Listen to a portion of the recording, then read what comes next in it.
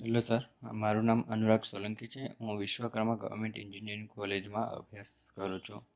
મેં અત્યારે 8મું same complete કર્યું છે.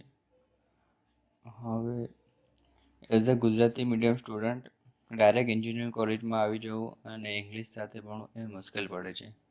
દરેકને એવું લાગે છે કે હવે એન્જિનિયરિંગ આપણે છોડી દઈએ અને બીએસસીમાં જતા રહે, પણ એવું નથી. જો દરેક છોકરાઓ આ ફિલ્ડ પર કામ કરે અને મહેનત કરે તો થઈ શકે છે. મને પણ એટલું બધું ઇંગ્લિશ નહોતું આવડતું, પણ પછી મેં GTU સ્ટડીઝને યુટ્યુબ પર ફોલો કરી, એમના લેક્ચર્સ જોયા, જેમ કે OR, DME, MT, ATD. હવે એમના અભ્યાસના ભણાવવાની વાત કરીએ તો OR એટલો હાર્ડ સબ્જેક્ટ છે, એમાં એક્ઝામ્પલમાં સ્ટેપ બાય સ્ટેપ જોવું પડે.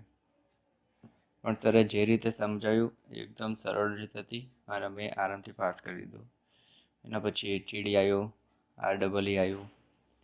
પછી 7th સેમમાં સૌથી હાર્ડ સબ્જેક્ટની વાત કરીએ તો DMEમાં પાસ થવું બહુ અઘરું છે. આ મારા વખતે ખાસા લોકો ફેલ થયા છે, પણ મેં GTU સ્ટડીઝને ફોલો કર્યો અને વિથઆઉટ ડેટા બુકે મેં DME પાસ કરી દીધું છે.